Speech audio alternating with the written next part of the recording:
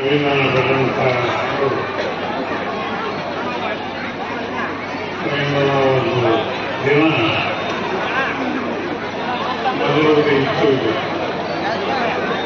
ಆದರೆ ಅದು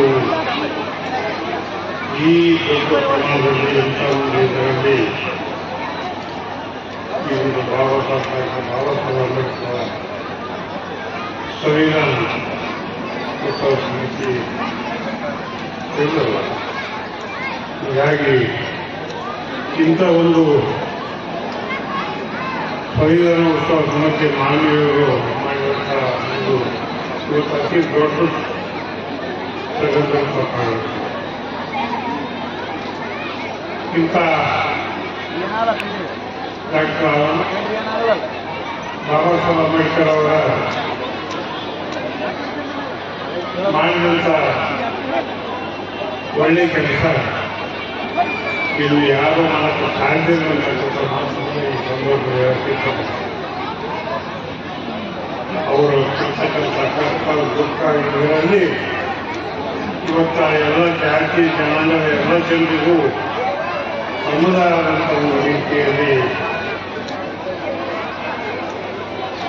ಪ್ರತಿಯೊಂದು ಜನಾಂಗಗಳು ಸಮುದಾಯದಂಥ ಒಂದು ರೀತಿಯಲ್ಲಿ ಸಂವಿಧಾನ ರಚನೆ ಮಾಡಿ ಇವತ್ತು ಮಕ್ಕಳ ವೃದ್ಧರನ್ನ ಯುವಕರನ್ನ ನೇರಕ್ಕೆತ್ತಕ್ಕಂಥ ಒಂದು ಅವರವರು ಇದರಲ್ಲಿ ಇವತ್ತು ನಾವೆಲ್ಲರೂ ಇವತ್ತು ಈ ವೇದಿಕೆಯಲ್ಲಿ ಕುರಿತು ಮುಂಭಾಗದಲ್ಲಿ ಕುರಿತು ವೀಕ್ಷಣೆ ಮಾಡ್ತಕ್ಕಂಥದ್ದು ಮಾತಾಡ್ತಕ್ಕಂಥದ್ದು ಆಗಿರತಕ್ಕಂಥ ಮಾತುಗಳ ಈ ಸಂದರ್ಭದಲ್ಲಿ ಹೇಳಕ್ಕೆ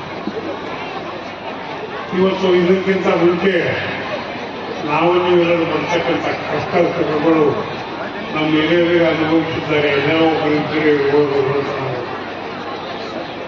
ಇಲ್ಲಿ ಕುರಿತಂಥವರು ಮೇಲಿದ್ದಂಥವ್ರು ಯಾರಿಗೂ ನಮಗೂ ಅರಿವಿಲ್ಲ. ಡಾಕ್ಟರ್ ಅಂಬೇಡ್ಕರ್ ಅವರ ಒಂದು ಕೊಟ್ಟಂಥ ಕೊಡುಗೆ ನಮ್ಗೆ ಅರ್ಥ ಆಗೋಲ್ಲ. ಯಾಕಂದ್ರೆ ಅದು ದುಃಖನೇ ನಮ್ಗೆ ಗೊತ್ತಿಲ್ಲ, ಅದು ಕಷ್ಟನೇ ನಮ್ಗೆ ಗೊತ್ತಿಲ್ಲ. ಹೀಗಾಗಿ ಇಂದಿನ ಯಜಮಾನ ಒಂದು ಡಾಕ್ಟರ್ ಅಂಬೇಡ್ಕರ್ ಸಾಹೇಬರು ಕಷ್ಟಪಟ್ಟಂಥ ದಿನಗಳೇನು ಇದಾವ ಅಷ್ಟೇ ಸುಖವಾದ ದಿನಗಳು ಇವತ್ತಿನ ದಿವಸ ಇವತ್ತು ನಮ್ಮೆಲ್ಲರಿಗೆ ಕೊಟ್ಟು ಹೋಗಿ ಅನ್ನತಕ್ಕಂಥ ಮಾತು ಕೈ ಎತ್ತಿ ಹೇಳಬೇಕು. ಇವತ್ತು ಅಂಬೇಡ್ಕರ್ ಅವರ ಸಂವಿಧಾನ ಬಂದಿದ್ದರೆ ಇವತ್ತು ನಾವು ಇಷ್ಟು ಜನ ಇಷ್ಟು ಮಂದಿ ಅನ್ನೋದು ವೇದಿಕೆ ಮೇಲೆ